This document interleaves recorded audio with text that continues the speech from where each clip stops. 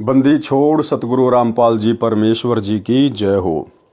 परम पिता परमात्मा सारी सृष्टि के रचनहार कुल मालिक असंख्य ब्रह्मांडों के स्वामी जगत गुरु तीनों लोकों में प्रवेश करके सबका भरण पोषण करने वाले राजाधिराज आत्माधार नाथों के नाथ देवों के देव महादेव सर्वेश्वर महेश्वर मृत्युंजय अजरो अमर आदि अनादि सनातनी प्रभु जगत पिता जगदीश्वर श्री श्री 1008 की उपाधि के वास्तविक अधिकारी अकाल मूर्त सौद स्वरूपी राम वासुदेव सर्वगतम ब्रह्म परम पूज्य प्रथम पूज्य परम संत परम पुरुष परम धनी परम दयालु सत्य कबीर हक्का कबीर अल्लाहु कबीर अल्लाहु अकबर बाखबर अल्लाह ताला जगत के तारणहार जगत के मुक्तिदाता जगत के जगन्नाथ हारे के सहारे हिंदुओं के राम मुसलमानों के अल्लाह सिखों के वाहिगुरु ईसाइयों के मसीह दया के सागर दया निधि करुणा के सागर करुणा निधि स्वयंभू परिभू संकट मोचन कष्ट हरण मंगल करण दुख भंजन अविगत कबीर निर्विकार निर्विषम परमात्मा अलय अलेख सतगुरु आदि अनादि सतगुरु असली मर्यादा पुरुषोत्तम असली राम असली कृष्ण असली घनश्याम असली मुरारी राजाओं के राजा महाराजाओं के महाराजा शहनशाहों के शहनशाह सम्राटों के सम्राट भगवानों के भगवान अल्लाहों के अल्लाह प्रभुओं के प्रभु मसीहाओं के मसीह सच्चे वाहिगुरु बाबाओं के बाबा पीरों के पीर सेठों के सेठ जगत सेठ सावड़सा सेठ सर्वगुण संपन्न अनंत कोटि कलाओं के स्वामी अनंत कोटि ब्रह्मांडों के नायक योगियों में महायोगी ध्यानियों में महाध्यानी सिद्धों में परम सिद्ध ज्ञानियों में तत्व ज्ञानी ब्रह्म ज्ञानी महाज्ञानी परम ज्ञानी सर्वश्रेष्ठ ज्ञानी विज्ञानी युवा कबीर समरथ कबीर असमवात अमित ओझा सच्चे रहनुमा करीम अल्लाह सुभान अल्लाह दुनिया के अंतिम पैगंबर 8 सितंबर 1951 से गांव धनाना जिला सोनीपत हरियाणा भारतवर्ष की पावन भूमि पे प्रकट रियल कल की भगवान श्री नारायण साकार हरि श्री बाबा साहिब शब्द स्वरूपी राम संत श्रोमणी सतगुरु रामपाल जी परमेश्वर जी के चरण कमल में साध संगति से जुड़े हुए देश विदेश से आपरम सभी सत्सेवक भाई बहनों का अनंत कोटि दंडवत प्रणाम। सत्साई भाई और बहनों, दया पूज्य गुरुदेव भगवान की सारी सृष्टि के स्वामी की सतगुरु रामपाल जी परमेश्वर जी की जिनके शुभ आशीर्वाद से विशेष आशीर्वाद से आपरम सभी सत्सेवक भाई बहन साध संगति से जुड़कर अपनी आत्मा के कल्याण हेतु गुरुदेव के तत्व ज्ञान को आधार बनाकर मोक्ष प्राप्ति के लिए दृढ़ता के साथ निरंतर आगे की ओर बढ़ रहे हैं। भाई और बहनों, पूज्य गुरुदेव जी के कर कमल से लिखित पवित्र पुस्तक मुक्ति बोध के ऊपर वीडियो बनाने की श्रृंखला जारी है। इसी श्रृंखला में आज हमारा ये 20वें नंबर का वीडियो है। प्रत्येक वीडियो में गुरुदेव भगवान के आशीर्वाद से हमें अध्यात्म से संबंधित बहुत कुछ जानने सीखने और समझने को मिलता है जो हमारे विश्वास को दृढ़ करता है। तो भाई और बहनों, शुरू करते हैं पूज्य गुरुदेव जी के कर कमल से लिखित पवित्र पुस्तक में आज का वीडियो। आज गुरुदेव ने पारक के अंक की कुछ वाणियों को शामिल किया है। पारक के अंक की वाणी नंबर 61-62। गरीब पीपा धन्ना रैदास थे सदन कसाई कोनी अवगत पूर्ण ब्रह्म को कहा करी अनहोनी। गरीब रंका बंका तिर गए नामा छिपाने है ऊंचे कुल कुपोषणा जहाँ भक्ति नहीं परवे। सरलार्थ, परमात्मा की भक्ति किसी भी जाति व धर्म का स्त्री पुरुष कर सकता है। जो ब्राह्मण लोग ये कहते थे कि शूद्र जाति वाले मंदिर में प्रवेश नहीं कर सकते, ग्रंथ को हाथ नहीं लगा सकते, उनके द्वारा फैलाए भ्रम का निवारण करते हुए कहा है कि नागौर शहर राजस्थान का राजा पीपा सिंह ठाकुर था जो भगत बना। यानी अपने आप को ठाकुर समझने वालों ने भी परमेश्वर जी से दीक्षा ली, भगत बने। यानी क्षत्रिय भी भक्ति कर सकते हैं। राजस्थान प्रदेश में भगत धन्ना था जो जाट जाति से था, भगत बना। भगत रविदास चमार जाति से था जो भगत बना। सदना कसाई का कार्य करता था, ज्ञान हुआ, भगत बना। कसाई भी भक्ति कर सकता है अगर ज्ञान समझ में आए, अपने पापों से यदि प्रायश्चित कर ले तो। पाप करना त्याग दिया। भगत रंका तथा उसकी धर्मपत्नी बंका दोनों भगत बने जो अति निर्धन थे। यानी गरीब से गरीब भी परमात्मा की भक्ति कर सकता है, कोई बाउंडेशन कोई बाधा नहीं है। ये मनुष्य शरीर स्त्री का हो या पुरुष का, राजा का हो या रंग का, चमार का हो या ब्राह्मण का, ये केवल परमात्मा की भक्ति के लिए, परमात्मा की प्राप्ति के लिए ही मिलता है। कथा सुमरण के अंग की वाणी नंबर 108 के सरलार्थ में है। जो ऊंचे कुल में जन्मे हैं और परमात्मा की भक्ति नहीं करते, उस ऊंचे कुल को धिक्कार है। परमात्मा कहते हैं, ऊंचे कुल में जन्म न दीजो, मोहि नीचा ही कुल दीजो। ऊंचे कुल में दुर्योधन रावण, नीचे कुल में गणिका। गणिका भिलनी पार उतर गई, गर्भ करो मत धन का। यानी हे परमेश्वर, हमें ऐसे कुल में जन्म मत देना जो कुल हमें भक्ति ना करने दे, जो कुल काल प्रेरणा से भक्ति में बाधक है। हमें नीचा ही कुल देना। नीचा कुल का मतलब है हमें भगत परिवार में जन्म देना, ताकि हम तुरंत आपकी शरण में आ जाएं। वाणी नंबर 63-66 का सरलार्थ पहले पांडव यज्ञ के प्रकरण में कर दिया है। वाणी नंबर 67 से 76। गरीब चार वर्ण सट आश्रम, बिडरे दोनों दीन। मुक्ति खेत को छाड़ कर, मगर भय लोलीन। गरीब नौलख बोडी बिस्तरी, बटक बीज विस्तार। केशो कल्प कबीर की, दूजा नहीं गवार। गरीब मगर मोती बरस ही, बनारस कुछ भ्रांत। काशी पीतल क्या करे, जहाँ बरसे पारस स्वाति। गरीब मगर मेला पूर्ण ब्रह्म स्यों, बनारस बन भील। ज्ञानी ध्यानी संग चले, निंदा करे कुचील। गरीब मुक्ति खेत को तज गए, मगर में दीदार। जुल्हा कबीर मुक्त हुआ, ऊंचा कुल धिक्कार। गरीब चार वर्ण सट आश्रम, कल्प करी दिल माही। काशी तज मगर गए, ते नर मुक्ति न पाई। गरीब मुक्ति भरोसे बूढ़ है, कल्पत है दऊ दीन। सबका सतगुरु कुल धनी, मगर भय लोलीन। गरीब काशी मरे सो भूत होवे, मगर मरे सो प्रेत। ऊंची भूमि कबीर की, पोडे आसन श्वेत। गरीब काशीपुरी कसूर क्या, मगर मुक्ति क्यों होए। जुल्हा शब्द अतीत थे, जाति वर्ण नहीं कोय। गरीब काशीपुरी कसूरियों, मुक्ति होत सब जाति। काशी तज मगर गए, लगी मुक्ति सिर लात। इन वाणियों का संक्षिप्त वर्णन इसी पारक के अंक की वाणी नंबर 28 के सरलार्थ में कर दिया गया है। यानी जाति चाहे कोई भी हो, धर्म चाहे कोई भी हो, यदि उस व्यक्ति को, स्त्री या पुरुष को ज्ञान समझ में आ गया, यदि पूर्ण सतगुरु की प्राप्ति हो गई है और यदि आजीवन मर्यादा में रह के भक्ति करता है, तो चाहे वो किसी भी जाति और धर्म का क्यों ना हो, उसकी मुक्ति निश्चित है। सरलार्थ जो कहते हैं कि काशी में मरने वाले मुक्ति प्राप्त करते हैं और मगर में मरने वाले नरक जाते हैं, ये गलत है। सबका मालिक कुल धनी यानी पूर्ण परमात्मा कबीर जी मगर से सतलोक गए। भूमि के कारण मुक्ति की इच्छा के भरोसे यानी विश्वास पर जीवन नष्ट कर जाते हैं। पारक के अंक की वाणी नंबर 77 से 84। गरीब मुक्ति खेत मथुरा पूरी, कीन्या कृष्ण किलोल। कंस केश चानोर से, वहां फिरते डामाडोल। गरीब जगन्नाथ जगदीश क, उर्दमुखी है ग्यास। मशकबंदी मंदिर पड़ी, झूठी सकल उपास। गरीब एकादशी अजोग है, एकादश दर है सार। द्वादश दर मध्य मिलाप है, साहिब का दीदार। गरीब महामहात्म नाथ है, ब्रह्म मुहूर्त माही। काशी गया प्रयाग मध्य, सतगुरु शरणा नाही। गरीब कोटि जतन जीव करत है, दुविधा दीन जाए। साहिब का शरणा नहीं, चाले अपने भाई। गरीब जीव जीवा से ज्यों जड़या, जल कै माही सूक। सतगुरु पुरुष कबीर से, रहे अनंत जुग कूक।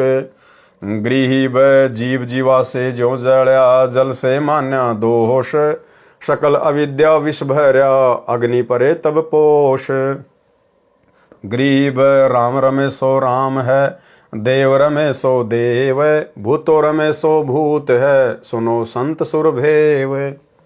सरलार्थ जो कहते हैं कि मथुरा वृंदावन में जाने से मुक्ति होती है, वे सुनो। उसी मथुरा में जहां श्री कृष्ण लीला किया करते थे, आप उस स्थान पर जाने मात्र से मोक्ष मानते हो। उसी मथुरा में कंस, केसी जो राक्षस था तथा चाणूर जो पहलवान था, वो भी रहते थे। जो श्री कृष्ण जी ने ही मारे थे। इसलिए सत्य साधना करो और जीव कल्याण कराओ, जो यथार्थ मार्ग है। कोई जगन्नाथ के दर्शन करके और एकादशी का व्रत करके मोक्ष मानता है, ये गलत है, शास्त्र विरुद्ध है। कोई काशी नगर में, कोई गया नगर में जाने से मोक्ष कहते हैं, वे भूल में हैं। यदि पूर्ण सतगुरु की शरण नहीं मिली है तो मोक्ष बिल्कुल नहीं होगा। जब तक तत्वदर्शी सतगुरु नहीं मिलेगा, शंका समाप्त नहीं होगी। सब अपने स्वभाववश भक्ति मार्ग पर चल रहे हैं, जो व्यर्थ है। एक जवासे का पौधा है, वह बारिश के दिनों में यानी जल से सूख जाता है। सब पौधे जल से हरे भरे होते हैं, परंतु जवासा का पौधा जल से नष्ट हो जाता है। इसी प्रकार कर्महीन व्यक्ति सत्य ज्ञान सुनकर जल मरते हैं, झगड़ा करते हैं, बिल्कुल नहीं मानते। अन्य पुण्यात्माएं सत्य ज्ञान सुनकर गदगद होते हैं, कल्याण करवा लेते हैं। गीता अध्याय 9 श्लोक 25 वाला प्रकरण है, जिसमें कहा है कि यानी देवव्रता देवान पितरन यांत्री पितृव्रता भूतानी यांति भूतेजा यांति मद्याजिन अपिमाम। अर्थात देवताओं को पूजने वाले देवताओं को प्राप्त होते हैं, यानी देवताओं के लोक में जाके उनके नौकर बन जाते हैं, उनके गण बन जाते हैं। पितरों को पूजने वाले पितरों को, यानी जो लोग ये श्राद्ध वगैरह निकालते हैं, ये अपने पितरों के लोक में चले जाते हैं, भूत बन जाते हैं। भूतों को पूजने वाले भूतों को प्राप्त होते हैं। मेरा पूजन करने वाले भी मुझे प्राप्त होते हैं।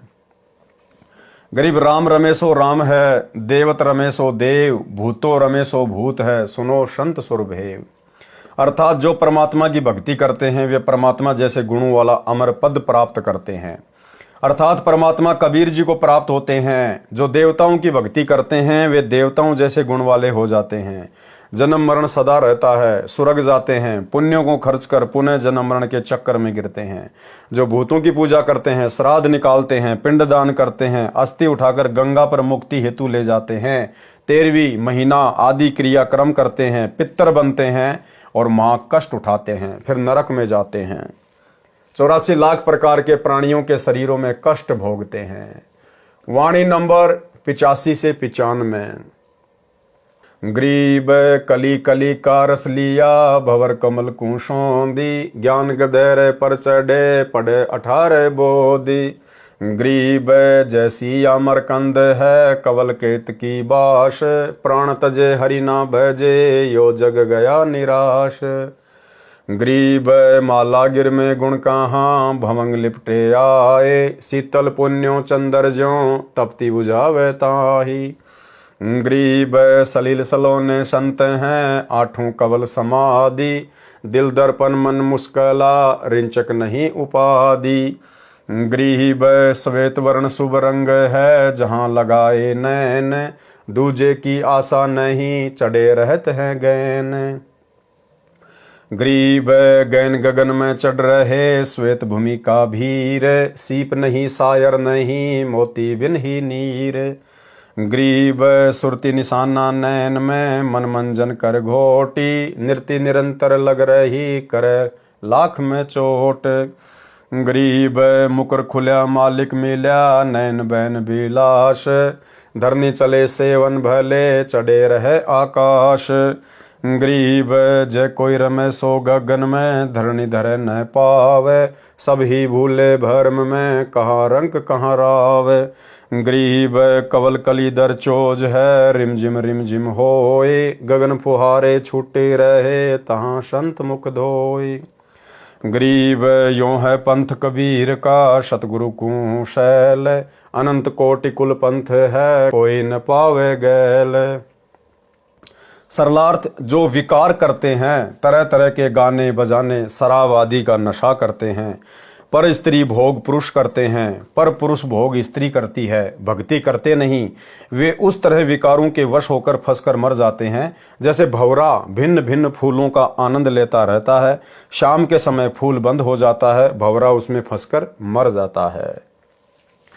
संतों की संगत करने से जीव को शांति मिलती है, मोक्ष मिलता है। जैसे चंदन के पेड़ के तने में शीतलता होती है, सर्प को विष के कारण गर्मी लगती है, गर्मी के मौसम में चंदन के वृक्ष के तने के चारों ओर सर्प लिपटे रहते हैं। माला गिरे यानी चंदन में शीतल करने का गुण है, चांद में भी रात्रि में शीतलता का आभास होता है।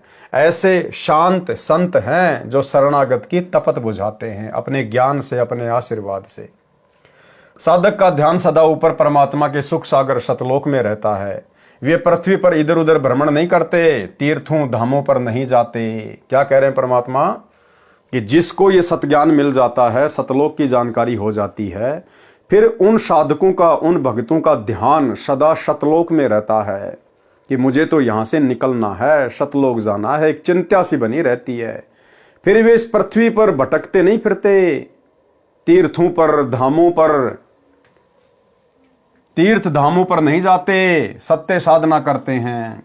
लेकिन भाइयों और बहनों, 2014 बरवाला कांड के बाद, गुरुदेव भगवान के जेल जाने के बाद उनका कलयुगी परिवार, उनके दोनों बेटे, गुरुदेव का कलयुगी भाई और जितने भी कोऑर्डिनेटर हैं, ये सब तीर्थ धामों पर धक्के खाते फिरते हैं। श्री राम जन्मभूमि अयोध्या, रामलला प्राण प्रतिष्ठा के समय सतलोक आश्रम मैनेजमेंट हरियाणा ने उन तीर्थ धामों पर भंडारे लगा दिए। आन उपासकों के लिए भंडारे शुरू कर दिए कि आओ आन उपासना करो, हम संत रामपाल जी के नालायक भगत तुम्हारे लिए खाने पीने की व्यवस्था में तत्पर हैं। ये पाखंड पूजा मत छोड़ना, रामलला की मूर्ति के दर्शन करना मत छोड़ना और खाने पीने की चिंता मत करना। हम पृथ्वी के सबसे बड़े महामूर्ख सतलोक आश्रम मैनेजमेंट हरियाणा वाले तुम्हारी सेवा में तत्पर हैं। तो ये तो सतज्ञान मिलने के बाद भी तीर्थों पर धक्के खाते फिर रहे हैं। भक्तों के बेचारों के ज्योति पाठ और दान धर्म का पैसा आन उपासना में भंडारे लगा लगा के बर्बाद कर रहे हैं। परमात्मा कबीर जी का ये पंथ भक्ति मार्ग है। जीव सतलोक की सैल करता है। इसके अतिरिक्त अनेकों पंथ तथा उनके कुल यानी गद्दी परंपरा है। किसी को सतलोक वाली गली अर्थात मार्ग का ज्ञान नहीं। वाणी नंबर 96। गरीब त्रिलोकी का राज सब, जय जीव को कोई दे, लाख बधाई क्या करे नहीं इस नाम से ने। सरलार्थ, यदि कोई सत्य साधना परमपिता परमेश्वर कबीर जी की नहीं करता है, यदि उस जीव को 3 लोक का राज्य मिल जाए तो उसे चाहे लाख बार बधाई दी जाए, नरक में जाएगा, उसका भविष्य अंधकारमय है। वाणी नंबर 97। गरीब रत्न जड़ाऊ मंदिर है, लख जो जन स्थान, साकट सगाना भेटिए, जय हो इंद्र समान। सरलार्थ, जो रिश्तेदार साकट है यानी नास्तिक है, उसका 1 लाख योजन में यानी पृथ्वी का मालिक क्यों ना हो, उसके महलों में रतन जड़े हों, चाहे वह स्वर्ग के राजा इंद्र जैसा ऐश्वर्यवान हो, वह सगा रिश्तेदार कभी ना मिले जो परमात्मा से दूर है। उसके प्रभाव में आकर कच्चा भगत भक्ति त्याग कर नरक का भागी बन जाता है। गरीब संख कल्प जुग जीवना, ततना दर्शा रिंच, आन उपासा करते हैं ज्ञान ध्यान पर पंच। गरीब मारकंड की उम्र है, रब में जुर्या नातार, पीव्रत से खाली गए साहिब के दरबार। सरलार्थ, यदि कोई संख कल्प तक जीवित रहे, ज्ञान जरा सा भी नहीं है, तत्व ज्ञानहीन है, सत्य भक्ति से वंचित है, तो वह लंबा जीवन भी व्यर्थ है। एक कल्प में 1008 चतुर्युग होते हैं, यानी ब्रह्मा का एक दिन एक कल्प कहलाता है। मार्कंडे ऋषि की लंबी आयु थी। यदि मार्कंडे ऋषि जितनी लंबी आयु है, परमात्मा से संपर्क हुआ नहीं यानी सत्य साधना की नहीं तो व्यर्थ है। प्रियव्रत नाम का राजा था, उसने 11 अरब वर्ष तक तप किया यानी शास्त्र विधि त्याग कर मनमाना आचरण किया। तप के बदले 11 अरब वर्ष का राज्य सुख भोगकर परमात्मा के दरबार में खाली होकर गया, नरक में डाला। 1 योजन 12 किलोमीटर का होता है। वाणी नंबर 100 से 107। गरीब कल्प करी करुणामयी, सुपच दिया उपदेश, सतगुरु गोरखनाथ गति, काल करम भयनेश। गरीब सबरी भी भक्ति करी, गौरी के दिल माही, उभय मुहूर्त सक्त दलीप, तीवा संसानाही। गरीब परीक्षित को सुखदेव मिले, 7 बार प्रचार, दुर्वासा भगवान गुरु, लगे कूचों की लार। गरीब पूर्ण पुरुष कबीर को, तारे गीत व्याध कुलहीन, गणिका चढ़ी विमान में, महिमा विष्णु लीन। गरीब शंख स्वर्ग से है परे, शंख पतालों सैल, एता बड़ा इलाम है अलफ सिंह रजबैल। गरीब बावन बढ़िया सो देख ले, गजगरा उबरंत, सूक्ष्म रूप कबीर धरे, द्रौपदी चीर बडंत। गरीब कबीर पुरुष झिलमिला, उदरे गज अरुग्राह, गगन मंडल से उतरे, कीन्या आनि सहाय।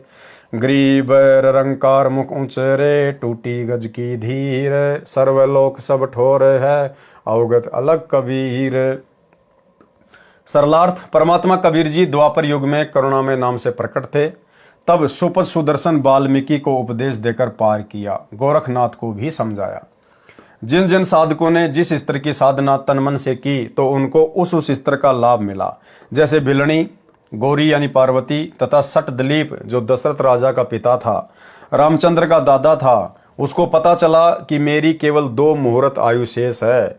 उसने 2 मुहूर्त सच्ची लगन से, सच्ची तड़प से साधना की तो स्वर्ग गया। इस प्रकार सबरी, भिलनी, पार्वती तथा सट दिलीप ने जैसी भक्ति की वैसा फल मिला, तीनों को कोई शंका नहीं। राजा परीक्षित को 7 दिन सुखदेव ऋषि ने भागवत सुधा सागर सुनाई थी। स्वर्ग तक गए। दुर्वासा ऋषि भगवान श्री कृष्ण के गुरु थे। वे स्वर्ग में तो चले गए, वहां उर्वशी की दूधी यानी स्तन को भंवरा बनकर अश्लील हरकत करके काट लिया। यानी यहां तो कितना बड़ा ब्रह्मचारी साधु महात्मा बन के चला गया, श्री कृष्ण जी का गुरु कहला के चला गया, और ऊपर स्वर्ग में जाके क्या बकवाद की, वही विषय वासना। अपना धर्म नष्ट कर दिया, चोरी और सीना जोरी। उस नर्तका को भंवरे के काटने का दर्द हुआ, हाथ से भुंड को दूर फेंका तो स्वर्ग की धरती पर पटाख से गिरा, तो अपनी बेइज्जती मानकर उर्वशी यानी स्वर्ग की अप्सरा को श्राप दे दिया कि तू पृथ्वी पर गधी बनेगी। यानी यहां से ऊपर चला गया स्वर्ग में। और स्वर्ग में गुरुदेव कहते हैं वहां तो बकवाद है, वैश्यावर्ती है, इससे ज्यादा कुछ नहीं है। जो भक्ति आपने यहाँ की, जैसी भी की, उसका आनंद भोगो, फिर वहां पर अपनी भक्ति बर्बाद करो, अपने पुण्य बर्बाद करो। वो तो 7 स्टार होटल है, जो मांगोगे वही मिलेगा। तो वहां जाने के बाद दुर्वासा ऋषि अन्य ऋषियों के साथ, देवताओं के साथ बैठकर उर्वशी का डांस देख रहा था। अर्धनग्न होकर लड़कियां वहां नाचती हैं, जैसे यहाँ पर बारों में, कल्बों में लड़कियां नाचती है पैसों के लिए, बड़े बड़े लोगों के लिए। ऐसे ही वहां पर बकवाद है। उर्वशी नाच रही थी वहां पर अर्धनग्न होके। दुर्वासा ऋषि के मन में काल प्रेरणा से विषय वासना जागृत हो गई। उसने भंवरे का रूप बनाया और उस लड़की के स्तन को काट लिया, दूधी को काट लिया उसने। अब भाई और बहनों, नॉर्मल सी बात है, कहीं भी अगर कोई मक्खी मच्छर लड़ेगा तो हाथ तो मारेंगे हम। तो ऐसे ही उस उर्वशी ने ऐसे हाथ मारा तो दुर्वासा के लगी और दुर्वासा नीचे जमीन पर पटाख से पड़ा। अब बाकी सब लोग वहां बैठे थे, सब लोग जानते थे कि ये दुर्वासा ऋषि है, इसकी सीट खाली है और ये बकवाद करने गया है। तो जैसे दुर्वासा नीचे गिरा पटाख से, उसी समय सारे हंसने लग गए। और दुर्वासा ऋषि ने उसको श्राप दे दिया कि मैं तेरे साथ में मिलन करना चाहता था, शारीरिक संबंध बनाना चाहता था, लेकिन तूने मुझे अस्वीकार कर दिया।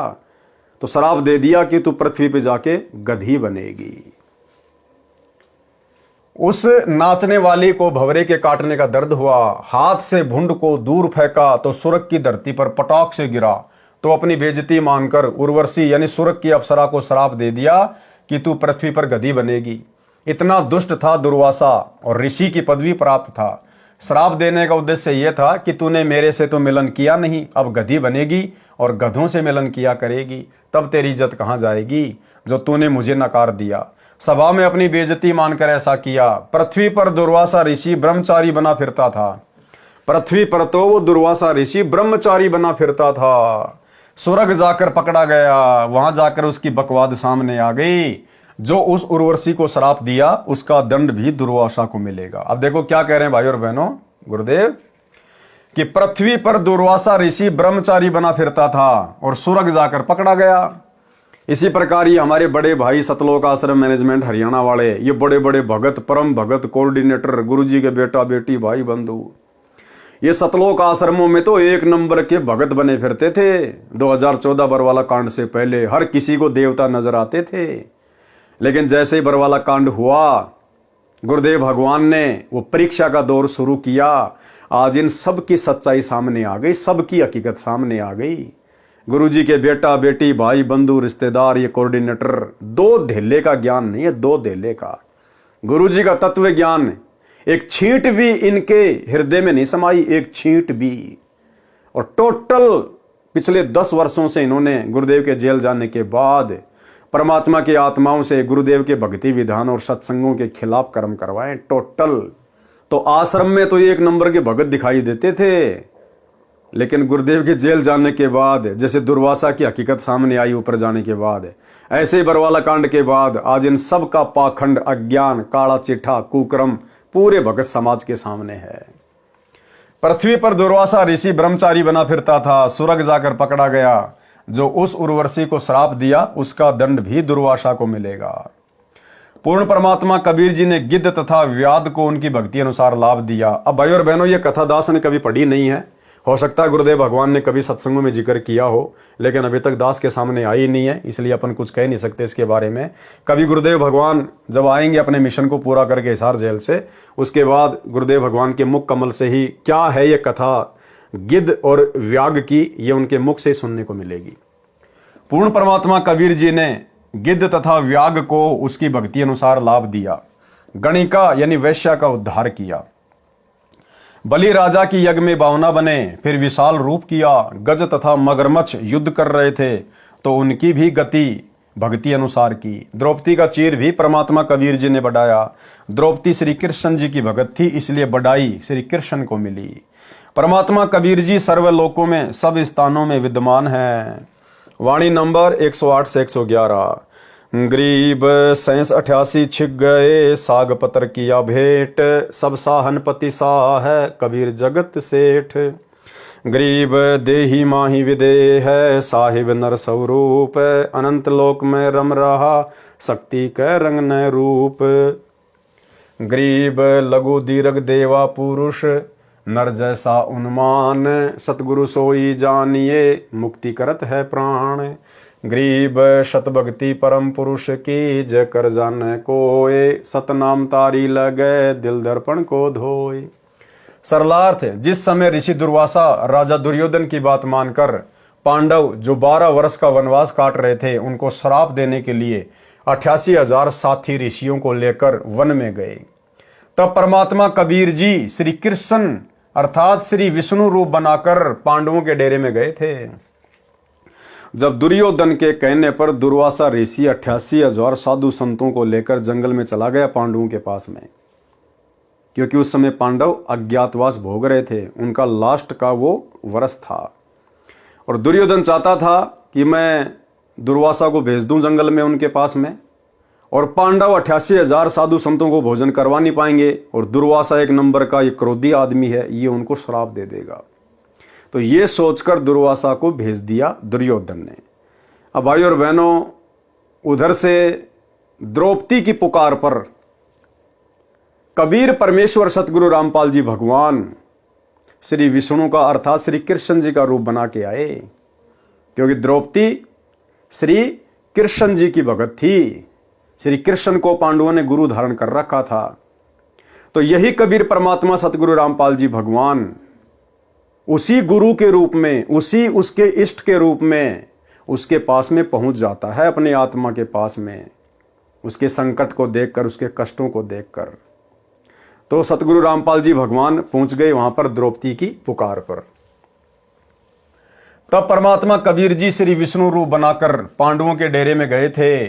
शाग पत्र, बथुए के साग का पत्ता भोजन के पात्र में शेष बचा था, उसको पानी में डालकर घोलकर वह पानी पिया। 88,000 ऋषि दुर्वासा ऋषि समेत इतने छके कि पेट में आफरा आ गया, पेट फूल गया। जैसे गधे लेट लगाते हैं, ऐसे सब ऋषिगण व दुर्वासा ऋषि भोजन हजम करने के लिए लेट लगा रहे थे।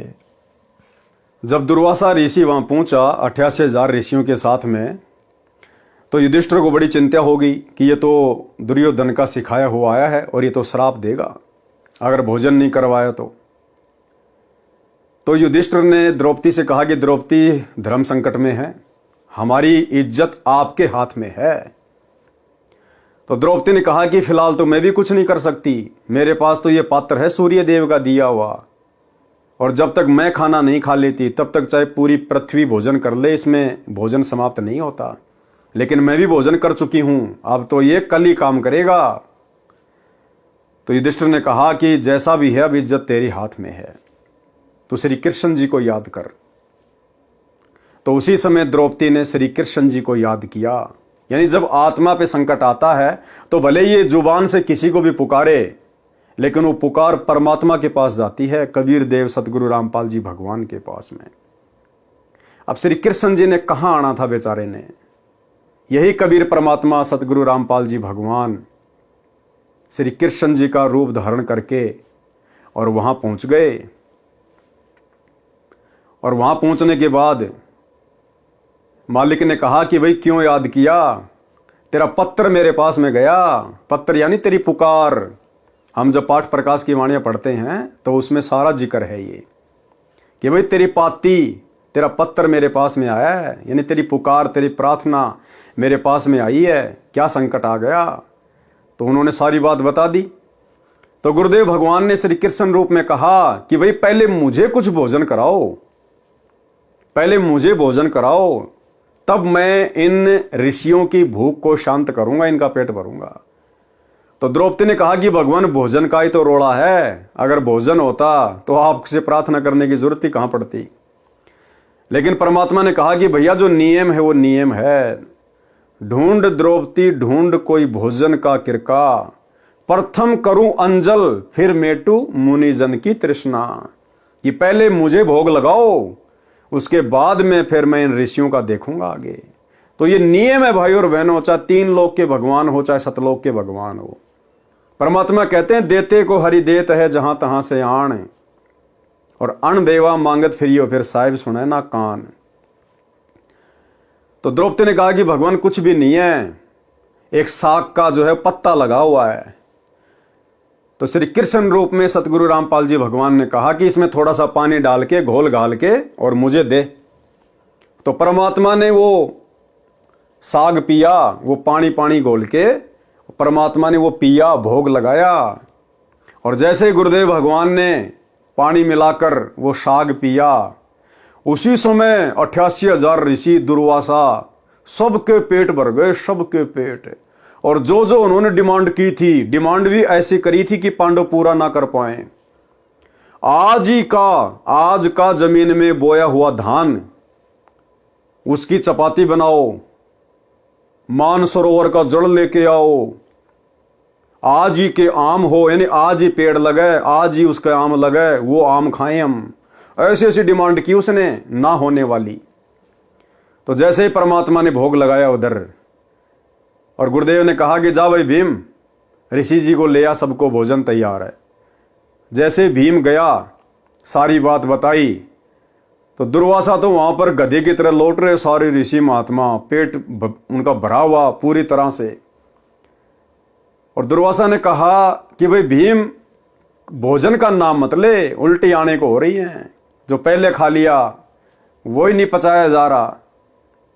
और दुर्वासा ने कहा कि आज तुम्हारे घर पे कौन आया है। तो भीम ने कहा कि श्री कृष्ण जी आए। तो दुर्वासा के मुख से परमात्मा ने निकलवा दिया कि राम करे थारे दुश्मन मरियो। अब पांडवों के दुश्मन कौन? दुर्योधन।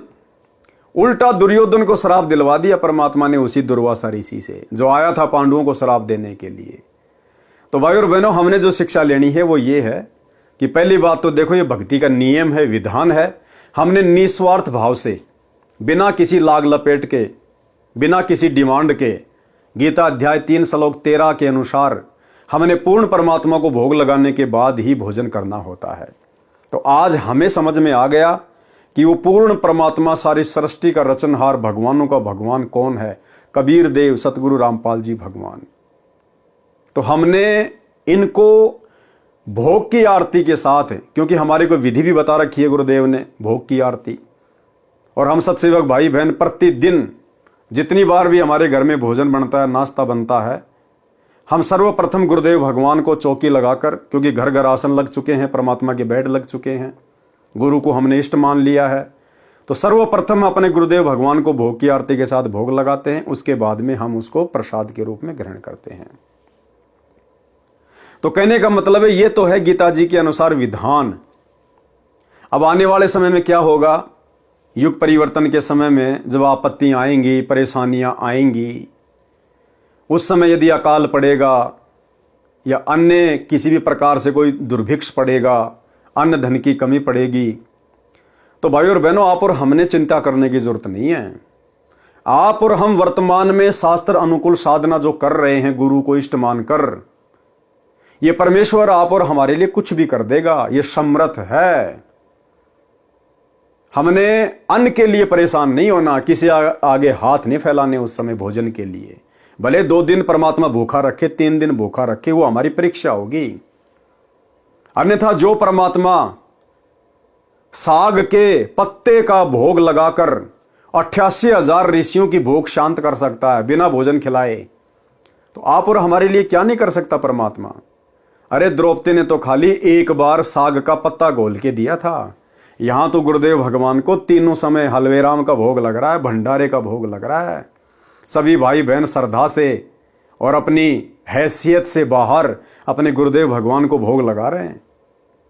तो ये परमात्मा आने वाले समय में यदि इस प्रकार का संकट पृथ्वी पर आएगा अन्न का, तो ये परमात्मा आप और हम आत्माओं के लिए क्या नहीं कर देगा। ये परमात्मा हमें भूख ही नहीं लगने देगा। ये तो समर्थ है भाई और बहनों। ये शरीर इस परमेश्वर ने बनाया, सतगुरु रामपाल जी भगवान ने बनाया। पिंड प्राण जिन दीने दाना, गरीबदास जाकू कुर्बाना। तो इस परमात्मा को पता है ना किस प्रकार से इस शरीर को जो है वो हैंडल करना, इसको चलाना है। तो हमने इन सब चीजों के लिए चिंता होनी नहीं चाहिए। चाहे दुनिया में अकाल पड़ो, चाहे भूखमरी आओ, चाहे महामारी आओ, हमारा रक्षक हमारा गुरुदेव भगवान है। हमने चिंता केवल भक्ति और मर्यादा की करनी है। 88,000 ऋषि, दुर्वासा ऋषि समेत इतने छके कि पेट में आफरा आ गया। जैसे गधे लेट लगाते हैं, ऐसे सब ऋषिजन व दुर्वासा ऋषि भोजन हजम करने के लिए लेट लगा रहे थे। भोजन का स्वाद बता रहा था कि खीर, हलवा, मांडे, पतली रोटी, फल, मेवे सब छिक छिक कर खाए हैं। कबीर परमेश्वर जगत सेठ है। कौन कबीर परमेश्वर? सतगुरु रामपाल जी भगवान। यानी संसार में सबसे धनी है, सब सा यानी साहूकारों का साहूकार है। परमात्मा की शक्ति सर्वव्यापक है, वह निराकार है। परमात्मा नराकार है, नराकार यानी नर आकार, मनुष्य के जैसा है। परमात्मा की शक्ति कण कण में समाई है। परमात्मा छोटा तथा बड़ा जिस भी रूप में है वह नर जैसे आकार का है। सतगुरु वही है जिसकी बताई साधना से साधक का मोक्ष होता है। सतगुरु कौन है? सतगुरु वही है जिसकी बताई गई साधना से भगत का मोक्ष होता है। यदि कोई मोक्ष चाहता है तो सत्य पुरुष यानी परम दिव्य पुरुष की सत्य भक्ति शास्त्रों में वर्णित करे। यदि जो कोई सत्य साधना का ज्ञान रखता है तो परम पुरुष की भक्ति करो। सत्य नाम के सुमरण में लगन लगाकर सुमरण करके दिल के दर्पण यानी अंतःकरण को साफ करें। वाणी नंबर 112 से 113। गरीब शिव का गण सेवन कर, मुर्ग लील तिस नाम, बहु उत्पात करत है पल पल आठों याम। गरीब सिद्धि शक्ति दिखाए कर, कोटि नगर नष्ट कर देत, क्रंच नाम एक संत की लगी तास कै फेट। सरलार्थ, काल द्वारा भ्रमित साधक शास्त्र विरुद्ध साधना करते हैं जिससे सिद्धियां प्राप्त हो जाती हैं। उनसे चमत्कार दिखाकर जनता में प्रशंसा के पात्र बन जाते हैं।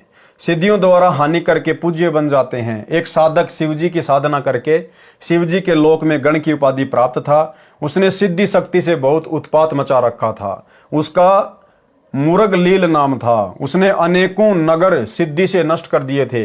एक किरंच नाम के संत ने उसकी सिद्धि विद्या काटकर उसे अचेत कर दिया।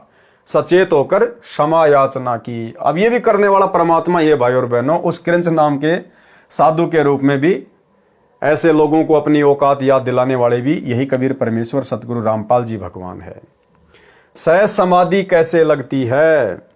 पारक के अंक की वाणी नंबर 114 116। ग्रीब जैसे हाड़ी बीज धुने पंथी से बतलाए, जामे खंड पड़े नहीं मुख से बात सुनाए। ग्रीब नटवा की सुरती बांस में ढोल बोल बोगाज, कमंद चढ़े करुणामयी कबू न बिगड़े काज। ग्रीब जो धमगृति घात को देवे तुरंत बताए, जाको हीरा दर्श है जहां वहां टाकी लाए। सरलार्थ, परमात्मा कबीर जी ने अपनी प्रिय आत्मा संत गरीबदास जी को तत्व ज्ञान पूर्ण रूप से बताया था। संत गरीबदास जी ने उसे बताया है। परमात्मा कबीर जी का भगत नाम का जाप करे तथा नाम के सुमरण में ध्यान लगाकर सतलोक के सुख को याद करके रह रहकर उसकी प्राप्ति के बाद के आनंद की कल्पना करे। सतलोक के ऊपर ध्यान रहे, सुमरण करे, तब नाम पर ध्यान रहे, इसे सहज समाधि कहते हैं। उदाहरण बताए हैं, किसान हल चलाता हुआ बीज बो रहा होता है। कई किसानों के खेत एक गांव से दूसरे गांव को जाने वाले रास्ते पर होते हैं। किसान बीज भी बो रहा होता है, रास्ते पर चलते पंथी यानी पैदल यात्री से बातें भी कर रहा होता है। बीज के दाने उसी प्रकार जमीन में बो रहा होता है, उसके बीज बोने के ध्यान में कमी नहीं आती। बिना बात करे जिस औसत से दाने छोड़ रहा होता है, यात्री से बातें करते समय भी वह उसी औसत से बीज के दाने छोड़ता रहता है, उसमें अंतर नहीं आता। इसे सहज समाधि कहा जाता है। अन्य उदाहरण नट यानी बाजीगर का बताया है। कबीर परमात्मा की वाणी है कि कबीर जैसे नटनी चढ़े बांस पर नटवा ढोल बजावे जी, इधर उधर से निगाह बचाकर ध्यान बास में लावे जी। अर्थात नट की पत्नी खेल करते समय लगभग 12-15 फुट लंबे बांस पर बिना जमीन में गाड़े केवल जमीन के ऊपर रखकर उसके ऊपर चढ़ती है, जो महासंतुलन का अनोखा खतरा भरा कर्तव्य होता है। पृथ्वी में गाड़कर भी बांस पर चढ़ना कठिन है, वह तो बिना पृथ्वी में गाड़े उसके ऊपर चढ़कर अंतिम सिरे पर पेट रखकर हाथ से भी बांस को छोड़कर पैर भी सीधे कर लेती है। उसका पति ढोल बजाकर उसके ध्यान को डिगाना चाहता है। दर्शक भी ताली पीट पीट कर प्रसन्नता प्रकट करते हैं, परंतु नटनी सब ओर से ध्यान हटाकर अपनी सुरती बांस पर रखती है। क्या समझाना चाहते हैं गुरुदेव भगवान हमारे को कि जिस प्रकार वो नटनी अपना कर्तव्य दिखा रही होती है बांस के ऊपर संतुलन बनाकर, अब नीचे उसका जो पति होता है नट, वो ढोल बजाता रहता है जोर जोर से, लेकिन नटनी का ध्यान ढोलक की ओर नहीं जाता। भले उसके कान में आवाज आ रही है, लेकिन उसका ध्यान तो अपने संतुलन पर है। इसी प्रकार जब हम इस भक्ति पर लगेंगे, सत भक्ति पर, तो ये काल उस नट की तरह आप और हमारा ध्यान भटकाएगा, तरह तरह के शोर शराबे करेगा। पड़ोस में किसी की शादी है, डीजे बज रहा है, अचानक से कोई गाड़ी आ गई, उसमें तेज आवाज में गाने चल रहे हैं, अन्य छोटी मोटी कोई परेशानी। तो इस प्रकार ये काल हमारे सामने हमारे उस भक्ति संतुलन को बिगाड़ने का प्रयास करेगा। दूसरी तरफ जो दर्शक होते हैं वो उसके कर्तव्य को देखकर तालियां बजाते हैं, उसकी प्रशंसा कर रहे हैं, लेकिन वो नटनी प्रशंसा पर ध्यान नहीं देती, वो अपने संतुलन पर ध्यान रखती है। इसी प्रकार हम भगत भाई बहन जैसे भी हैं, यदि हमें कोई डराने का प्रयास करता है, हमें कोई धमकाने का प्रयास करता है, या हमारी कोई प्रशंसा कर रहा है कि भाई बहुत अच्छा भगत है, सुबह 4 बजे उठ के आरती कर लेता है, मंत्र कर लेता है, भाई 1 नंबर का भगत है, बहुत ज्ञान है इसको, तो हमने किसी की प्रशंसा से अपने भक्ति वाले संतुलन को खोना नहीं है, मान बढ़ाई में नहीं आना है। और यदि हमें कोई लोकलाज में डालकर डराना चाहे, धमकाना चाहे, भक्ति से हमारा ध्यान भटकाना चाहे, तो भी हमने हमारे ध्यान को नहीं भटकाना है। हम सुमरण कर रहे हैं, आरती कर रहे हैं, कहीं को शोर शराबा हो रहा है, तो हमने उस तरफ ध्यान नहीं देना, हमने अपने सुमरण पर ही ध्यान रखना है। इसको कहते हैं सहज समाधि। दर्शक भी ताली पीट पीट कर प्रसन्नता प्रकट करते हैं, परंतु नटनी सब ओर से ध्यान हटाकर अपनी सुरती बांस पर रखती है। इसलिए अपना कर्तव्य यानी चमत्कारी अनोखा कार्य करने में सफलता प्राप्त करती है। कहीं कहीं नट यही कर्तव्य दिखाता है, अन्य ढोल जोर जोर से बजाता है, वह भी अपने ध्यान को बांस में एकाग्र करके सफल हो जाता है। इसी प्रकार भगत को नाम के सुमरण में ध्यान एकाग्र करके जाप करना चाहिए। भले ही कोई गाना गा रहा है या गाने की किसी यंत्र में चलाकर ऊंची आवाज से सुन रहा है, भगत का ध्यान उस ओर ना जाए, यह सहज समाधि है। अन्य उदाहरण दिया है धमगर्ती, पत्थर में हीरे को बताने वाला ध्यान से उस पहाड़ के पास खड़ा हो जाता है जिसमें हीरा है। हीरा पत्थर को चीरकर किस दिशा की ओर चल पड़ता है। धमगिरती ध्यान से उसकी गति यानी मूवमेंट को जानता है। साथ में खड़े व्यक्ति अपनी बातें कर रहे होते हैं परंतु धमगिरती का ध्यान हीरे की चाल पर होता है। धमगिरती बता देता है कि इतनी देर में हीरा इतने फुट तय करेगा, उसी अनुसार पहाड़ को काटा जाता है। उसकी गहराई भी धमगिरती बता देता है। हीरा चलता चलता उस पहाड़ के कटे हुए स्थान यानी खाई में गिर जाता है। हीरे का व्यापारी उसे प्राप्त कर लेता है। भगत को परमात्मा के नाम रूपी हीरे पर निरंतर ध्यान रखकर परमात्मा रूपी लाल को प्राप्त करना चाहिए। यानी गुरुदेव भगवान का कहने का आशय है कि हम भक्तों ने भले हमारी कोई इज्जत करे, चाहे हमारी कोई बेइज्जती करे या हमें भक्ति में कोई डिस्टर्ब करे, हमने उस तरफ ध्यान नहीं देना है। हमने जैसा भी है अपनी भक्ति, सुमरन, सत्संग, आरती, इन्हीं चीजों पर अपना ध्यान लगा के रखना है। सतगुरु की भूमिका, पारक के अंक की वाणी नंबर 117 से 122। गरीब कदली बीच कपूर है, ताही लखे ना कोए, पत्थर घुंगची बरण है, तहां वहां लीजे जोए। गरीब गजमोती मस्तक रहे, घूमे फील हमेश, खान पान चारा नहीं, सुन सतगुरु उपदेश। गरीब जिनकी अजप्पा ध्वनि लगी, तिनका यो ही हवाल, सो राप्ती पुरुष कबीर के, मस्तक जाके लाल। गरीब सीप समुंदर में रहे, बूढ़े सवाती समोए, वहाँ गजमोती जद भवे, तब चुंबक चिड़िया होए। गरीब चुंबक चिड़िया चंच भरी, डारे नीर बिरोल, जद गजमोती निपजे, रतन भरे चहडोल। गरीब चुंबक तो सतगुरु कहा, स्वाति शिष्य का रूप, बिन सतगुरु निपजय नहीं, राव रंक और भूप। सरलार्थ, इन वाणियों में सतगुरु की भूमिका प्रमाण सहित समझाई है।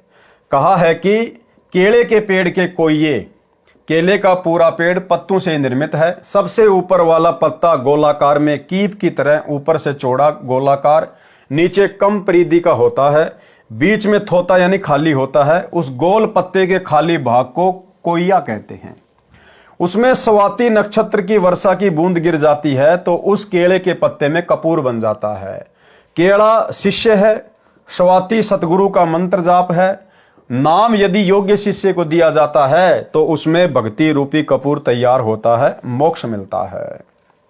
अन्य उदाहरण हाथी का दिया है। कहा है कि हाथी के मस्तिष्क में एक स्थान परमात्मा ने बनाया है। स्वाति नक्षत्र की बारिश की बूंद चुंबक नाम की चिड़िया पृथ्वी पर गिरने से पहले अपने मुख में ग्रहण कर लेती है। वह कभी कभी हाथी के मस्तक पर बैठी होती है। उसका स्वभाव है कि बारिश की बूंद को मुख में डालूं, फिर उसका कुछ अंश मुख से नीचे गिर जाता है, वह उस हाथी के मस्तक में बने सुराग में गिर जाता है। ये सुराग हर किसी हाथी के मस्तिष्क में नहीं होता है। परमात्मा ने बताया किसी किसी हाथी के मस्तिष्क में वो छिद्र होता है। ठीक इसी प्रकार भाइयों और बहनों, हर भगत मोक्ष प्राप्ति का अधिकारी नहीं होता है कि सतगुरु ने सबको नाम दे दिया तो सबका मोक्ष हो जाएगा, सभी अधिकारी हैं। कोई कोई आत्माएं होती हैं जो मोक्ष प्राप्त करती हैं। ये उदाहरण गुरुदेव इसीलिए दे रहे हैं कि हर हाथी के माथे पर मस्तिष्क में वो छेद नहीं होता जो चुंबक नाम की चिड़िया स्वाति नक्षत्र की बूंद को उस छेद में डाल देती है, फिर उसमें मोती बन जाते हैं बहुत सारे। उसका स्वभाव है कि बारिश की बूंद को मुख में डालूं, फिर उसका कुछ अंश मुख से नीचे गिर जाता है, वह उस हाथी के मस्तक में बने सुराग में गिर जाता है। उससे हाथी के माथे में बने सुराग के अंदर मोती बनने लग जाते हैं। जैसे माता का गर्भ का बच्चा बढ़ता है तो माता का पेट भी बढ़ता रहता है, फिर समय आने पर बच्चा सुरक्षित जन्म लेता है। इसी प्रकार हाथी के उस मोती उद्गम सुराग में कई चुंबक चिड़ियां स्वाति की बूंदें डाल देती हैं। हाथी के मस्तक वाले मोती उद्गम स्थान में सैकड़ों मोती तैयार हो जाते हैं। समय पूरा होने पर अपने आप निकलने लगते हैं, ढेर लग जाता है। ये स्थान सब हाथियों में नहीं होता है, वो छिद्र सब हाथियों के मस्तक में नहीं होता। इसी प्रकार हर आत्मा मोक्ष प्राप्ति की अधिकारी नहीं होती है।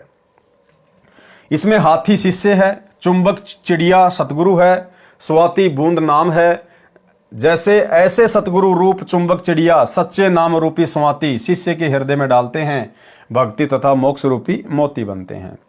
जिस हाथी के मस्तक के अंदर मोती होते हैं उसे अंदर ही अंदर नशा हो जाता है, वह मस्ती में मतवाला होकर घूमता रहता है, चारा खाना भी छोड़ देता है। जिन भक्तों ने सतगुरु जी से उपदेश सुनकर दीक्षा लेकर सच्चे मन से जपा तो उनकी ऐसी दशा हो जाती है, वे कबीर परमात्मा के हाथी हैं जिनके हृदय में भक्ति रूपी लाल बन जाता है। अर्थात फिर उस भगत को संसार की कोई टेंशन नहीं, वो अपनी भक्ति में मस्त रहता है। उसको लोक लाज मान बढ़ाई राग द्वेष ईर्ष्या से कोई लेना देना नहीं होता है। वो अपने सतगुरु की भक्ति में अपना तन मन धन सब लगा देता है। अन्य उदाहरण सीप का दिया है। सीप एक जल की जीव है, समुद्र में रहती है। समुद्र का जल खारा होता है। जिस समय बारिश होने को होती है तब समुद्र का जल अंदर से कुछ गर्म होता है। उस उष्णता से सीप को बेचैनी होती है, वह जल के ऊपर आकर मुख खोल लेती है। यदि उस समय बारिश की बूंदें गिर जाती हैं तो सीप को शांति हो जाती है, अपना मुख बंद कर लेती है। उस जल को जो सीप के मुख में गिरा स्वाति कहते हैं। जिस सीप में स्वाति गिरी उसमें मोती बन जाता है। कुछ समय उपरांत परिपक्व होकर मोती जल में गिर जाता है।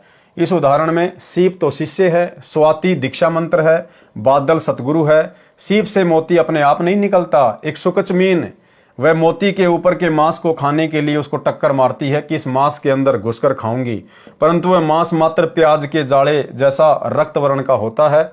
सुकच मछली की टक्कर से मोती सीप से निकल समुद्र में गिर जाती है। यहाँ सुकचमीन तो सार शब्द है, स्वाति सतनाम है। यदि सुकचमीन टक्कर नहीं मारती है तो वह मोती सीप में ही गलकर नष्ट हो जाता है। गरीब सुकचमीन मिलता ना भाई तो स्वाति सीप ए ले जाई।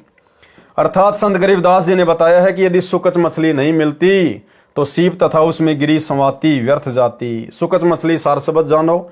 सार शब्द सतनाम के जाप को सफल करता है। सतगुरु सार शब्द देता है। सार शब्द कौन देता है? सतगुरु देता है। अब वर्तमान में कौन दे रहा आप सबको पता है। इसी प्रकार भगत को प्रथम नाम द्वितीय नाम मिल जाए, सार नाम नहीं मिला तो मोक्ष नहीं होगा, वह जीवन व्यर्थ गया, परंतु अगला मनुष्य जन्म स्त्री पुरुष का मिलेगा। उस जन्म में सतगुरु मिले और सब तीनों नाम मिल गए तो मोक्ष हो जाएगा। सतगुरु के बिना जीव का कल्याण संभव नहीं है।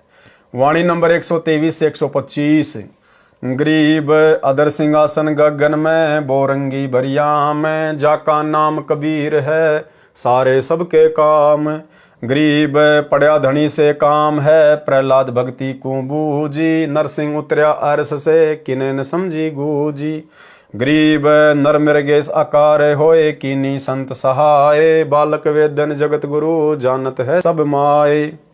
सरलार्थ परमात्मा कबीर जी का अधर यानी ऊपर सतलोक में सिंहासन है, वह सब भक्तों के कार्य सिद्ध करता है। प्रहलाद भगत को धनी यानी परमात्मा से काम पड़ा तो परमात्मा ने उसका कार्य सिद्ध किया। प्रहलाद भगत से पता करो कि कैसी अनहोनी परमात्मा ने की थी। परमात्मा समर्थ कबीर आकाश से उतरा था, हिरण्यकशिपु को मारा था।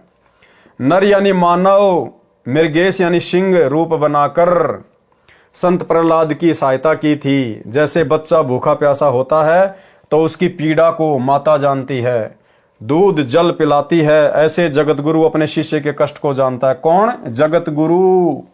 ऐसे जगत गुरु अपने शिष्य के कष्ट को जानता है, अपने आप कष्ट निवारण कर देता है भक्ति से, उसकी मर्यादा देखकर, उसके भाव देखकर।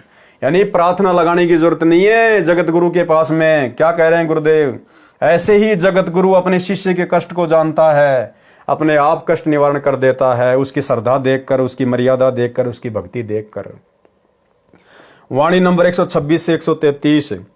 गरीब इस मोहल्ले के मुल्क में, दोनों दिन हमारे, एक बाम एक दाहिने, बीच बसे करतार।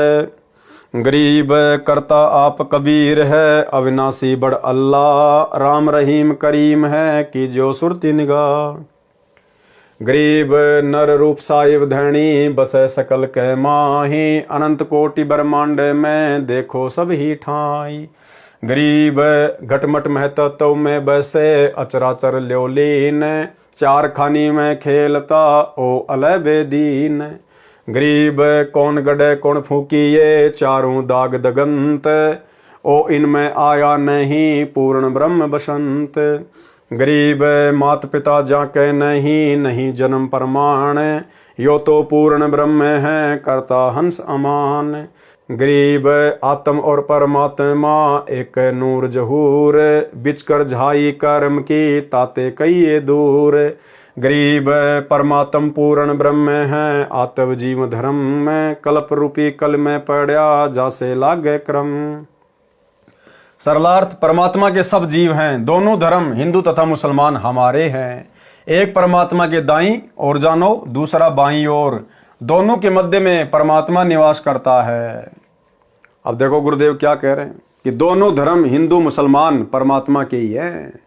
एक अगर दायां अंग है तो दूसरा बायां अंग है, बीच में कबीर परमात्मा सतगुरु रामपाल जी भगवान है। अब बताओ भाई, परमात्मा तो कह रहे हैं कि दोनों धर्म मेरे ही हैं, मेरे बच्चे हैं। और जब बांग्लादेश में हिंदुओं के ऊपर कह रहे थे कि अत्याचार हो रहे हैं, वहाँ के मुसलमान अत्याचार कर रहे हैं, और हिंदुस्तान के अपने आप को हिंदू कहने वाले, बजरंग दल वाले, विश्व हिंदू परिषद वाले मध्य प्रदेश के मंदसौर में रैलियां निकाल रहे थे, धरने निकाल रहे थे बांग्लादेश के मुसलमानों के खिलाफ। तो काल प्रेरणा से सतलोक आश्रम मैनेजमेंट हरियाणा ने मध्य प्रदेश की संगत को मुसलमानों के विरोध में उस रैली में शामिल कर दिया। अरे भाड़ में जाओ दुनिया, भाड़ में जाओ हिंदू, भाड़ में जाओ मुसलमान। आप और हम कौन हैं? हमारा मकसद क्या है? हम क्यों भक्ति से जुड़े हैं? दुनिया भर में ढिंढोरा पीटते हो, जीव हमारी जाति है, मानव धर्म हमारा, हिंदू मुस्लिम सिख ईसाई धर्म नहीं कोई न्यारा। और तत्वदर्शी संत के शिष्य होने के बावजूद किसी एक धर्म के विरोध में दूसरे धर्म के पक्ष में जाके बैठ गए तुम। धिक्कार है, धिक्कार तुम्हारे ज्ञान को। परमात्मा के सब जीव हैं, दोनों धर्म हिंदू तथा मुसलमान हमारे हैं। एक परमात्मा के दाईं ओर जानो, दूसरा बाईं ओर, दोनों के मध्य में परमात्मा निवास करता है। कबीर जी स्वयं ही सृष्टि के रचयिता हैं। अविनाशी बड़ा अल्लाह परमात्मा है। राम कहो, रहीम कहो, करीम दयालु है, कीजियो सुरती निगाह, ध्यान से देखो यानी विचार करो। परमात्मा मानव रूप में है, सबका मालिक सर्वव्यापक है। कोई तो मुर्दे को पृथ्वी में गाड़ देता है, कब्र बनाता है, कोई अग्नि में जला देता है। ये सब मुझे यानी कबीर परमेश्वर जी को अच्छा नहीं लगता। पूर्ण मुक्ति प्राप्त करो, वह तो परमात्मा चारों दागों में नहीं आता। एक जमीन में गाड़ते हैं, एक धर्म अग्नि में जला देता है, एक जल प्रवाह कर देता है, एक जंगल में पक्षियों के खाने के लिए डाल देता है। ये चार दाग कहे जाते हैं, परंतु परमात्मा कबीर जी किसी दाग में नहीं आते। वे साक्षात अजर अमर हैं, कबीर जी हैं। परमात्मा के कोई माता पिता नहीं है, उनके जन्म का कहीं पर प्रमाण नहीं है। कबीर परमात्मा पूर्ण ब्रह्म भक्तों को शांति प्रदान करता है। आत्मा तथा परमात्मा की एक जैसी छवि है, बीच में पाप कर्मों की झाई यानी मैल है, इसलिए परमात्मा जीव से दूर कहा जाता है। परमात्मा तो पूर्ण ब्रह्म बताया है, आत्मा जीव धर्म से जन्मती मरती है, इसलिए जीव धर्म में है। वाणी नंबर 134 से 141। गरीब कर्म लगे शिव विष्णु के, भर में तीनों देव, ब्रह्मा जुग 36 लग कछु न पाया भेव। गरीब शिव को ऐसा बर दिया, अपने ही परियाए, भागी फिरती हूँ लोक में, भस्मा गिरी लिए ताय। गरीब विष्णु रूप धरी छल किया, मारे भस्मा भूत, रूप मोहिनी धर लिया, बेगी सिंगारे दूत। गरीब शिव को बिंदु जराइया, कंदर्प किया नाश, फेरी बोरी प्रकाशिया, ऐसी मन की बांश। गरीब लाख लाख जुग तप किया, शिव कंदर्प के हेत, काया माया छोड़ कर ध्यान कवल शिव श्वेत। गरीब फूक्या बिंदु विधान से, बोहर न उग बीज, कला विशंबर नाथ की कहाँ छिपाऊं रीज। गरीब पार्वती पत्नी पलक परी, त्रिलोकी का रूप, ऐसी पत्नी छोड़ कर कहाँ चले शिव भूप। गरीब रूप मोहिनी मोइया, शिव से सुमरथ देव, नारद मुनि से को गिणे, मरकट रूप धरेव। वाणी नंबर 134 से 136 का सरलार्थ। सूक्ष्म मन की मार सभी जीवों पर गिरती है। जीव एक समान सूक्ष्म मन के सामने विवश है। जब तक पूर्ण सतगुरु नहीं मिलता, तब तक सूक्ष्म मन के सामने विवेक कार्य नहीं करता। हिंदू धर्म के श्रद्धालु श्री शिव जी को तो सक्षम मानते हैं, सब देवों का देव यानी महादेव मानते हैं। सूक्ष्म मन के कारण वे भी मार खा गए, क्योंकि वे भी जीव संज्ञा में हैं। प्रमाण, जिस समय भस्मासुर ने तप करके भस्म कंडा श्री शिव जी से वचनबद्ध करके ले लिया था, तब भस्मासुर ने शिव से कहा था कि मैं तेरे को भस्म करूंगा, तेरे को मारकर तेरी पत्नी पार्वती को अपनी पत्नी बनाऊंगा। तब डर के कारण श्री शिव जी भाग लिए। भस्मासुर में भी सिद्धियां थी, वह भी साथ दौड़ा। शिव जी भय के कारण अधिक गति से दौड़ा तथा एक मोड़ पर मुड़ गया। उसी मोड़ पर एक सुंदर स्त्री खड़ी थी। कौन थी सुंदर स्त्री? स्वयं कबीर परमेश्वर सतगुरु रामपाल जी भगवान ने उस सुंदर स्त्री का रूप बनाया, पार्वती का। उसी मोड़ पर एक सुंदर स्त्री खड़ी थी। उसने भस्मासुर की ओर अश्लील दृष्टि से देखा और बोली कि शिव तो आसपास रुकेगा नहीं, जाने दे, आजा मेरे साथ, मौज मस्ती कर ले, मैं तेरा ही इंतजार कर रही हूं। तुम पूर्ण मर्द हो, शक्तिशाली हो। भस्मासुर पर काम वासना का भूत सवार था ही, उसे और क्या चाहिए था? उसी समय रुक गया। युवती ने उसका हाथ पकड़कर नचाया। गंडस्थ नृत्य करते समय हाथ सिर पर करना होता है। भस्मासुर का भस्म कंडे वाला हाथ भस्मासुर के सिर पर करने को युवती ने कहा कि इस नृत्य में दायां हाथ सिर पर करते हैं, यह नृत्य पूरा करके मिलन करेंगे। ज्यों ही भस्मासुर ने भस्म कंडे वाला हाथ सिर पर किया तो युवती ने बोला, अर्थात परमेश्वर सतगुरु रामपाल जी भगवान ने बोला, भस्म। उसी समय भस्मासुर जलकर नष्ट हो गया। वह युवती भगवान स्वयं ही शिव शंकर की जान की रक्षा के लिए बने थे। भगवान स्वयं ही बने थे। विष्णु को तो फोकट की महिमा मिल गई, परंतु महिमा विष्णु को दी। विष्णु रूप में प्रकट होकर परमात्मा उस भस्म कंडे को लेकर श्री शिव के सामने खड़े हो गए तथा शिव से कहा कि हे शिव, इतने तेज क्यों दौड़ रहे हो? शिव ने सब बात बताई कि आप भी दौड़ जाओ, भस्मासुर मुझे मारने को मेरे पीछे लगा है। तब विष्णु रूपधारी परमात्मा ने कहा कि देख, आपका भस्म कंडा मेरे पास है। शिव ने तुरंत पहचान लिया और रुक कर पूछा कि यह आपको कैसे मिला? विश्वास नहीं हो रहा था। भगवान ने कहा, यह ना पूछ, अपना कंडा लो और घर जाओ। परंतु शिव को विश्वास नहीं हो रहा था कि उग्र रूप धारण किए भस्मासुर से कैसे ये भस्म कंडा लिया। जिद कर ली। तब परमात्मा ने कहा कि फिर बताऊंगा। इतना कहकर अंतर ध्यान अदृश्य हो गए। शिव कुछ आगे गया तो देखा कि अति सुंदर युवती अर्धनग्न शरीर में मस्ती से एक बाग में टहल रही थी। दूर तक कोई व्यक्ति दिखाई नहीं दे रहा था। शिव जी ने इधर उधर देखा और लड़की की ओर मिलन के उद्देश्य से चले। लड़की शिव को देखकर मुस्कुराकर आगे को कुछ तेज चाल से चटक मटक कर चल पड़ी। शिव ने बड़ी मशक्कत करने के बाद लड़की का हाथ पकड़ा। तब तक शिव का वीर्य पतन हो चुका था। उसी समय विष्णु रूप में परमात्मा खड़े थे और कहा कि मैंने भस्मासुर को इस प्रकार वश में करके गंडस्थ नाच नचाकर भस्म किया। तो उस सुंदर स्त्री का रूप जिसको देखकर तीन लोक के स्वामी भगवान शंकर का भी वीर्यपात हो गया, विषय वासना से इतना पागल हो गया।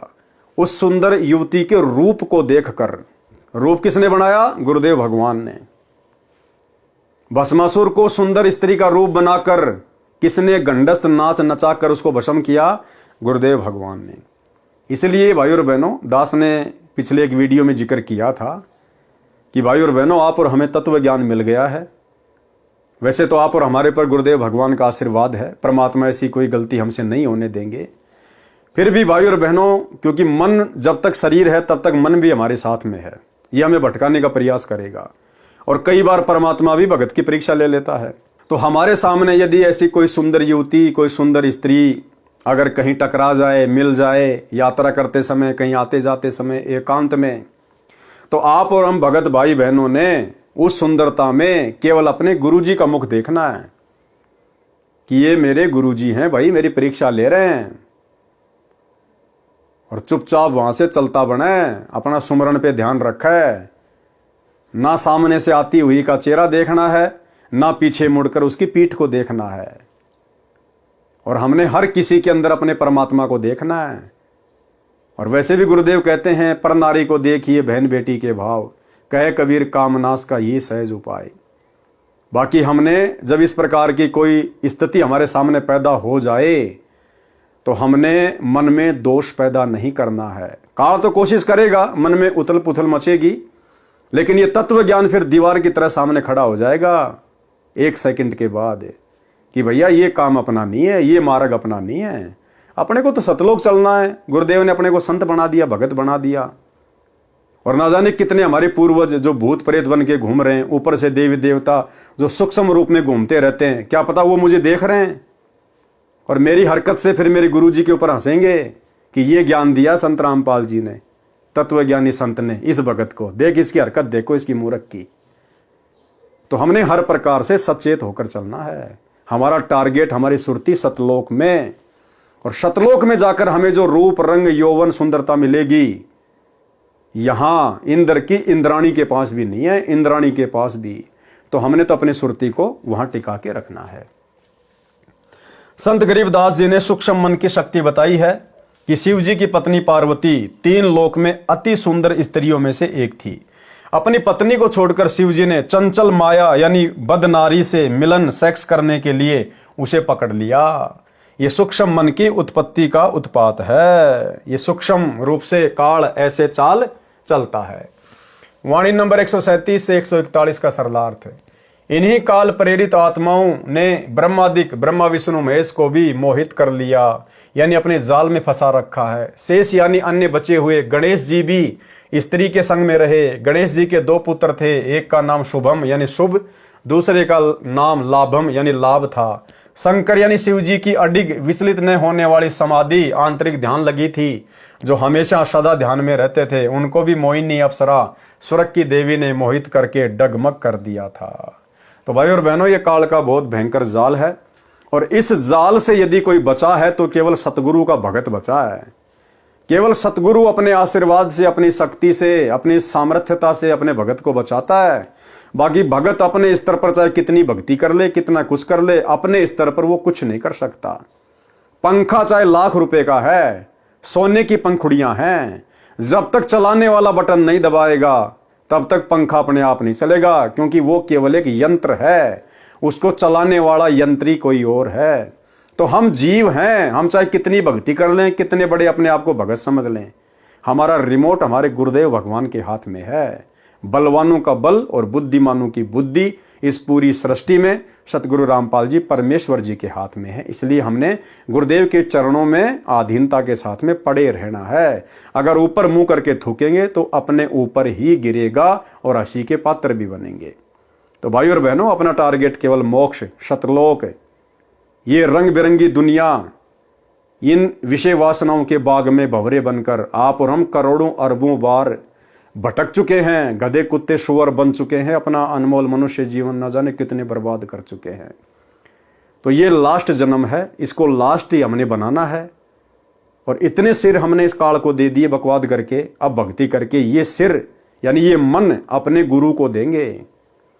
यो मन संतों दीजिए तो गोविंद पाइए। और मन सतगुरु को देने का मतलब है जीवित ही मर जाना। ये लाखों लाखों साल की उम्र प्राप्त करके राजा महाराजा बन के हजारों हजारों स्त्रियों को भोग लिया, देवता बन के अप्सराओं को भोग लिया, क्या मिला याद भी नहीं आज। अब ये 15, 20, 30 साल की उम्र है, अब इसमें क्या सुख भोग लेगा इस गंदे लोक में। तो ये सोचकर हमने सतगुरु के चरणों में पड़े रहना है। जीवित ही मृत बनकर यो गुरु ज्ञान विज्ञान वाणी, जीवित ही जग में मरो। तो भाई और बहनों, आज की वीडियो में केवल इतना ही। कल रात्रि 8 बजे फिर से गुरुदेव भगवान के आशीर्वाद से सभी भाई बहन लाइव जुड़िए एक नई वीडियो के साथ में। तब तक गुरुदेव भगवान हम सबको आज्ञा दें, इजाजत दें, आशीर्वाद दें। बंदी छोड़ सतगुरु रामपाल जी भगवान की जय हो।